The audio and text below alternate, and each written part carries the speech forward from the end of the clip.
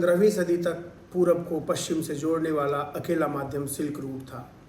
7,000 मील तक पसरे वैश्विक व्यापार के इस पहले हाईवे के रेगिस्तानी हिस्से में न तो पानी का स्रोत मिलता, न ही कोई खाद्य सामग्री, और उस पर हरदम लुटेरों का खतरा सिर पर मंडराता रहता था। जरा सी देर को बिछड़ गए किसी अकेले यात्री या छोटे समूह के लिए इस रास्ते का सफ़र जानलेवा साबित होता था। इस रास्ते को पार करना सबके बस की बात नहीं थी। सिर्फ अरब ही इस रास्ते को साध सके, चूंकि उनके पास मरुभूमि पर जीवित रहने का पारंपरिक कौशल और ज़बरदस्त नेटवर्किंग थी। वे ऊँटों के बड़े बड़े काफिलों में हथियारबंद दस्तों समेत हज़ारों लोगों को साथ लिए आवाजाही करते थे और कई जगह सामान की अदला बदली करके उसे गंतव्य तक पहुंचाते थे। इस तरह अरब व्यापारी चीन, भारत व अन्य पूर्वी देशों से चीनी मतलब शक्कर, सूत, रेशम, मसाले, हाथी दांत, कीमती पत्थर इत्यादि पहले मध्य एशिया पहुंचाते थे और फिर बचा हुआ माल यूरोप ले जाकर बेचते थे। यूरोप में पूरब की नायाब चीज़ों की बेहद मांग थी, लेकिन वहाँ कभी भी पर्याप्त मात्रा में सामान नहीं पहुँचता था। अतः ऊँट के मुंह में जीरा वाली स्थिति के चलते यूरोपीय राजा और रईस पसंदीदा सामान हासिल करने के लिए ऊंची से ऊंची बोली लगाते थे। यूरोप के बाजार में अरबों की तूती बोलती थी। वही तय करते थे कि कितना सामान कब, कहाँ व किस कीमत पर बेचा जाएगा। यूरोप के पास अरबों को बेचने के लिए कुछ नहीं था और अथक प्रयासों के बाद भी यूरोपीय व्यापारी सिल्क रूट के व्यापार में घुसपैठ नहीं कर सके। उस जमाने में सिर्फ सोने और चांदी के खजाने से ही किसी राष्ट्र की आर्थिक मजबूती और राजनीतिक संप्रभुता कायम रहती थी। सो अरबों के साथ एक तरफा व्यापार ने यूरोपीय प्रभु वर्ग को चिंता में डाल दिया और यूरोपीय राष्ट्रों को अपने खजानों के खत्म होने का भय सताने लगा। 15वीं सदी में अरब प्रभुत्व को खत्म करने के लिए पुर्तगाल के शासकों ने बेहतर समुद्री जहाज, दुनिया के नक्शे, नेविगेशन के उपकरण, घड़ियाँ इत्यादि विकसित करने में अपने संसाधन झोंके और यूरोप के जांबाज नाविकों को सशस्त्र नाविक दस्तों का मुखिया बनाकर समुद्री मार्ग से दुनिया के दूसरे हिस्सों तक पहुंचने के काम पर लगा दिया। पुर्तगाली दस्ते समुद्री मार्ग से कैरेबियन, कैनरी व अजोरस द्वीप समूह, ब्राज़ील, अफ्रीका, चीन, भारत और दक्षिण पूर्व एशिया पहुंचने में कामयाब हुए। इसी सिलसिले में क्रिस्टोफर कोलंबस कैरेबियन द्वीप समूह होते हुए 1492 में अमेरिका पहुंचा और उसके 5 वर्ष बाद 1497 में वास्को डी गामा भारत के कालीकट बंदरगाह पहुंचा। जल्दी ही स्पेन, फ्रांस, ब्रिटेन, हॉलैंड आदि भी समुद्री मार्ग से अमेरिका, एशिया और अफ्रीका पहुंचने में कामयाब हुए। इन नए क्षेत्रों में यूरोपीय लोगों ने पहली बार असीम उपजाऊ कृषि भूमि, नई फसलें, फल, सब्जियां, सजावटी पौधे, जड़ी बूटियां, पशु पक्षी और जानवरों की असंख्य जातियां देखी। इस संपदा पर कब्जे के लिए यूरोपीय शक्तियों के बीच होड़ शुरू हो गई और एक एक करके अफ्रीका, अमेरिका और एशिया के तमाम देश यूरोपीय उपनिवेशों में बदल गए। यूरोपीय शासकों ने नए सिरे से उपनिवेशों की कृषि का प्रबंधन शुरू किया। उन्होंने पारंपरिक खेती को दरकिनार करके प्लांटेशन खड़े करने का सिलसिला शुरू किया ताकि मानव श्रम और प्राकृतिक संसाधनों का भरपूर दोहन करके अधिक से अधिक मुनाफा कमाया जा सके। सबसे पहले कैरेबियन में शुगर प्लांटेशन की शुरुआत हुई, जिनकी तर्ज पर कालांतर में एशिया, अमेरिका और अफ्रीका में चाय, कॉफ़ी, कोको, पॉपी, रबर, नील, कपास आदि के प्लांटेशन विकसित हुए।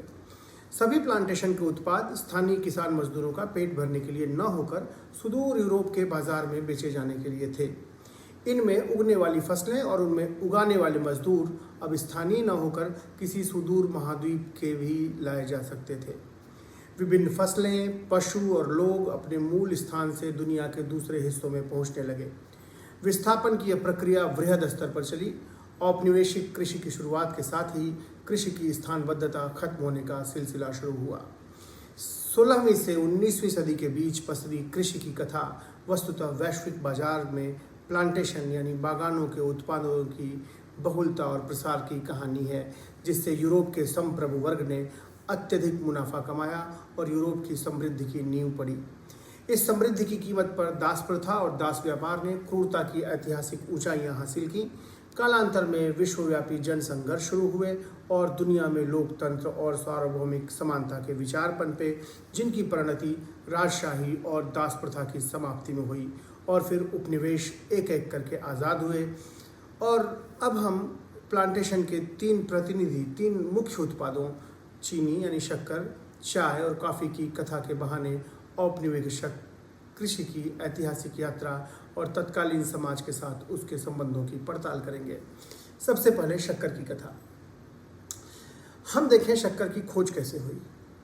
मीठे की चाह मनुष्य की सबसे आदिम इच्छा है। जन्म के बाद मनुष्य की जीभ का परिचय सबसे पहले माँ के दूध की मिठास से होता है। उसकी इंद्रियों और मस्तिष्क में, उसकी चेतना में यही स्वाद सबसे पहले बसता है। इसी से उसकी आत्मा तृप्त होती है और बाकी जीवन वह इसी स्वाद को खोजता रहता है। मीठेपन की कसौटी पर मनुष्य अपने बाकी सब अनुभवों को परखता और परिभाषित करता है। मीठी बोली, मीठी तान, मीठा स्वभाव, जाने कितने अमूर्त ऐन्द्रिक अनुभव इस मीठे से जोड़ देने पर संप्रेषणीय हो जाते हैं। क्या आश्चर्य है कि पृथ्वी पर सबसे मीठी वनस्पति को हमारे पुरखों ने इक्षु मतलब इच्छा, इक्षु नाम दिया, जिसे आज हम ईख या ऊख के नाम से जानते हैं। इक्षु मतलब इच्छा और जिसे हम ईख या ऊख के नाम से जानते हैं। ईख का उत्पत्ति केंद्र भारत, चीन, इंडोनेशिया और न्यू गिनी को माना जाता है। इस क्षेत्र में ईख की लगभग 6 जातियां पाई जाती हैं।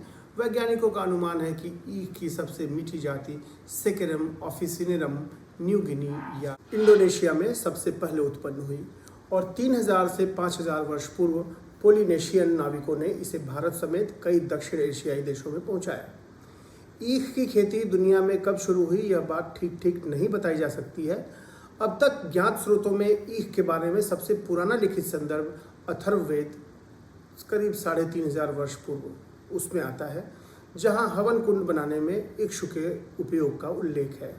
इसके बाद 2500 वर्ष पूर्व यूनानी दार्शनिक हेरोडोटस ने भारत में मिलने वाली एक ऐसी घास का जिक्र किया है जिसके डंठल के भीतर शहद भरा रहता है और इस शहद को बनाने के लिए मधुमक्खियों की ज़रूरत नहीं पड़ती।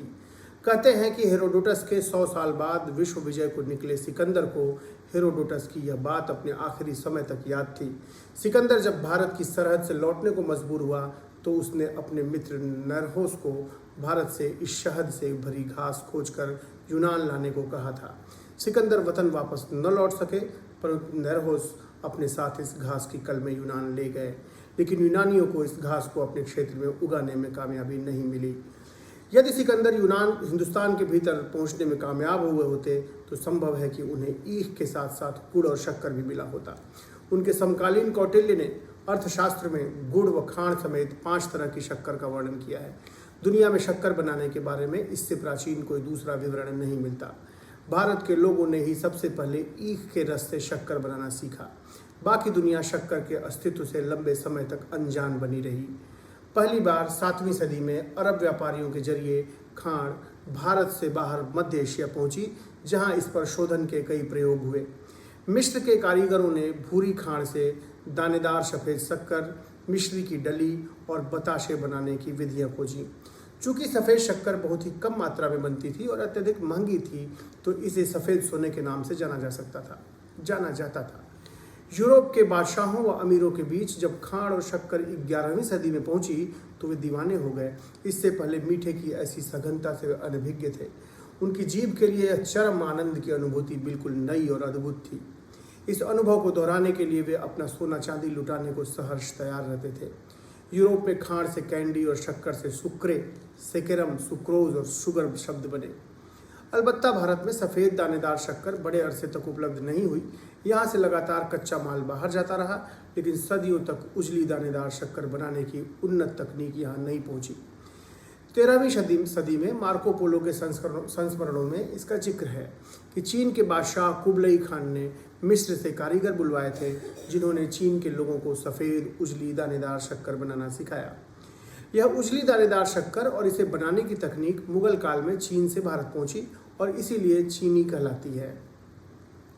यूरोप में अरब व्यापारियों के जरिए बहुत सीमित मात्रा में ही शक्कर पहुंच पाती थी। यूरोप का आम आदमी इससे अनजान था और रईसों के लिए भी शक्कर बहुत दुर्लभ थी। यूरोप के राजा और रईस भी मनमानी कीमत देने को तैयार बैठे रहते, लेकिन इन्हें भी जरा सी शक्कर आसानी से नहीं मिलती थी। कहते हैं कि इंग्लैंड के बादशाह हेनरी चतुर्थ ने एक दफ़े 4 पाउंड शक्कर पाने के लिए बड़े जतन किए, लेकिन उसका इंतज़ाम नहीं हो सका। यूरोपीय बाज़ार में शक्कर की जितनी मांग थी उसका 1% भी बाज़ार में उपलब्ध नहीं था। शक्कर के व्यापार के प्रसार की असीम गुंजाइश थी। इस्लामी शासकों जिनका भारत और मध्य एशियाई देशों पर 7वीं सदी से ही आधिपत्य हो गया था, उन्होंने शक्कर का उत्पादन बढ़ाने के कई प्रयास किए। उन्होंने ईख की खेती को बड़े पैमाने पर संगठित किया और इसके लिए कृषि भूमि के बड़े पट्टे जमींदारों में बांटे।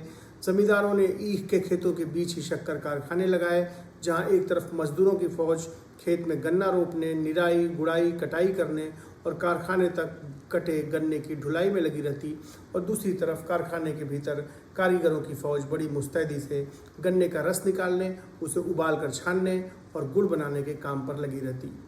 मानव सभ्यता में पहली बार अत्यधिक मानवीय श्रम को संगठित कर एक ऐसी खेती की नींव पड़ी जिससे उगने वाली फसल श्रमिकों के पेट भरने के काम न आकर सुदूर बाजार में बेचने के लिए थी। यह दुनिया के पहले प्लांटेशन थे, यानी बागवानी थे, जिनकी बुनियाद यूरोप में औद्योगिक क्रांति घटित होने से पहले ही पड़ गई थी। अरब शासकों के प्रयासों से शक्कर का उत्पादन कुछ हद तक बढ़ा, लेकिन उससे चौगुनी तेजी से शक्कर की मांग बढ़ी। यूरोप को शक्कर की चाखी लगाकर अरबों ने सुरसा का मुंह खोल तो दिया था, लेकिन उसे भरना उनकी क्षमता से बाहर की बात थी। शक्कर की मांग पूरी करने के रास्ते में उनके सामने दो मुख्य रुकावटें थी। उनके पास ईंधन सीमित मात्रा में था और वे एशिया से यूरोप सामान ट्रांसपोर्ट करने का सुगम तरीका नहीं खोज सके थे।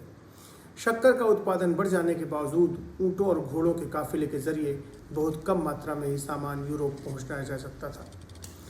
अब आते हैं कैरेबियाई शुगर उपनिवेश पे। हमें ये जानकर हैरानी हो सकती है, लेकिन ये सच है कि 16वीं सदी तक दुनिया के अधिकांश लोग शक्कर के इस्तेमाल के बारे में नहीं जानते थे। मीठे के नाम पर वे सिर्फ शहद से ही परिचित थे, जो उन्हें कभी कभी अल्प मात्रा में ही मिल पाता था। शक्कर के व्यापार को वैश्विक स्तर पर फैलाने की भरी पूरी गुंजाइश बची हुई थी। इस अवसर को सबसे पहले पुर्तगालियों ने लोपा। 15वीं सदी में पुर्तगाली जब कैरेबियन पहुंचे तो उन्हें यह इलाका गन्ने की खेती के लिए उपयुक्त लगा। वहाँ के घने जंगलों में शक्कर के कारखाने चलाने के लिए भरपूर ईंधन उपलब्ध था और समुद्री जहाज़ों से दुनिया भर में आसानी से सामान लाया या भेजा जा सकता था। पुर्तगालियों ने पश्चिम अफ्रीका का रुख किया, जहाँ वे हाथी दांत की लूट में मुब्तला थे, और वहाँ से अफ्रीकी लोगों को दास बनाकर कैरिबियन द्वीपों में लाने का सिलसिला चालू किया। अफ्रीका से दासों को लेकर पहला जहाज 1505 में आया, जिससे इस क्षेत्र में पहली शुगर कॉलोनी खड़ी हो गई। अगले 20 सालों में अफ्रीकी दासों के बूते पुर्तगालियों की शुगर कॉलोनियों का विस्तार स्पेनियोला, जो कि वर्तमान में हैती और डोमिनिक रिपब्लिक से लेकर ब्राज़ील तक हो गया। जल्दी ही पुर्तगालियों के पद चिन्हों पर चलते हुए स्पेन, फ्रांस, ब्रिटेन, हॉलैंड आदि ने भी कैरिबियन द्वीपों गयाना, सूरीनाम, ब्राज़ील, कैमरून में अपने अपने शुगर उपनिवेश खड़े किए। जैसे जैसे शक्कर उद्योग परवान चढ़ा, दास व्यापार भी नई ऊंचाइयों पर पहुंचा। दासों की खरीद फरोख्त के लिए कई यूरोपीय कंपनियां खुल गईं। अगले 300 सालों तक दास व्यापार बेरोक टोक चलता रहा और अधिक शक्कर बनती चली गई। 19वीं सदी के मध्य तक 1 करोड़ अफ्रीकी लोग कैरेबियन और ब्राज़ील में दास बनाकर लाए जा चुके थे। सभी शुगर उपनिवेशों के मालिक यूरोपीय देशों के महत्वपूर्ण पदाधिकारी और रसूख वाले परिवारों के सदस्य थे। वे अपने अपने देशों में बैठकर कॉलोनी से होने वाले मुनाफे का हिसाब किताब करते और साल 2 साल में एक बार अपने प्लांटेशन की टहल कराते थे। अमूमन हर प्लांटेशन के अंदर किसी ऊंचे टीले पर मालिक का आलीशान बंगला, ग्रेट हाउस होता, जो बेशकीमती महोगनी के फर्नीचर, चांदी के बर्तनों और सज धज के सामान से ठसाठस भरा। पहरेदारों और नौकरों की फौज के बीच मालिक की गैर हाजिरी में उसके रुतबे को कायम रखता था। शुगर कॉलोनी का रोजमर्रा का प्रबंधन किसी सुपरवाइजर के जिम्मे होता था या फिर दास कमांडर के हाथ में रहता था। इस गंदे काम में मालिक सीधे हाथ नहीं डालता था। दास प्रथा स्वीकृत सामाजिक संस्था बन गई। उसकी जड़ें इस कदर जम गईं कि उसके संचालन का जिम्मा भी दासों पर ही था। प्लांटेशन के भीतर यानी बागाने को भीतर ओवरसियर या दास कमांडर मालिक के हित में बड़ी कड़ाई से संसाधनों का प्रबंधन करते थे और अन्य दासों से 16 से 18 घंटे प्रतिदिन काम लेते थे। दासों को न तो पर्याप्त भोजन मिलता, न ही छुट्टी और इलाज, बल्कि काम में जरा सी कोताही बरतने पर उन्हें यातनाएं दी जाती थीं। जरा सी आंख उठाने या विरोध करने पर सीधे कत्ल कर दिया जाता था। यातना और भूख सहते हुए दासों की अकाल मौत मरते रहना और नए दासों से उनकी फटाफट भरपाई आम बात थी। अफ्रीका से 18 से 20 साल के जो अच्छी कदकाठी के नवयुवक लाए जाते थे, वे 10 साल के भीतर दम तोड़ देते थे। दास जीवन की विकट स्थिति और उनकी अकाल मौतों का अनुमान इससे लगाया जा सकता है कि सिर्फ 110 सालों में 2,52,500 अफ्रीकी दास 166 वर्ग मील के छोटे से टापू बारबाडोस में और 6,62,400 दास जमैका लाए गए थे। ये एक सिलसिला 1700 से लेकर 1810 के बीच में चला था। सन 1600 से 1800 तक शक्कर का व्यापार दुनिया भर में सबसे ज़्यादा मुनाफे का धंधा था, जिसके मूल में दास व्यापार पर आधारित त्रिकोणीय अर्थव्यवस्था थी। दास व्यापार में संलिप्त कंपनियां कैरेबियन में दासों को बेचकर शक्कर खरीदती, फिर यूरोप जाकर शक्कर बेचती और इसके बाद यूरोप से हथियारबंद यूरोपीय नाविक अफ्रीका पहुंचकर लोगों को जबरन दास बनाकर जहाज में ठूंसते थे। फिर यही चक्र दोहराया जाता था। फिर से हम समझ लें, सन 1600 से 1800 के बीच शक्कर का व्यापार दुनिया भर में सबसे ज़्यादा मुनाफे का धंधा था, जिसके मूल में दास व्यापार पर आधारित त्रिकोणीय अर्थव्यवस्था थी। दास व्यापार में संलिप्त कंपनियां कैरेबियन में दासों को बेचकर शक्कर खरीदती, फिर यूरोप जाकर शक्कर बेचती और इसके बाद यूरोप से हथियारबंद यूरोपीय नाविक अफ्रीका पहुंचकर लोगों को जबरन दास बनाकर जहाज में ठूंसते थे। फिर यही चक्र दोहराया जाता था। ये सिलसिला 300 सालों तक निर्बाध चलता रहा और कैरिबियन के सुगर साम्राज्य फलते फूलते रहे। जब कभी कोई विद्रोह हुआ तो उसे यूरोपीय फौजों की मदद से कुचल दिया गया। यूरोप में शक्कर बराबर पहुंचती रही। 18वीं सदी आते आते कैरिबियन में शक्कर का उत्पादन इतना बढ़ गया कि यूरोप के आम आदमी को भी शक्कर सस्ते दामों पर मिलने लगी। उस समय एक अंग्रेज औसतन 18 पाउंड शक्कर प्रति वर्ष हजम करने लगा था, लेकिन सुगर उपनिवेशों के भीतर काम कर रहे दासों की अमानवीय जीवन स्थितियों के बारे में यूरोप के आम लोगों को विशेष खबर नहीं थी।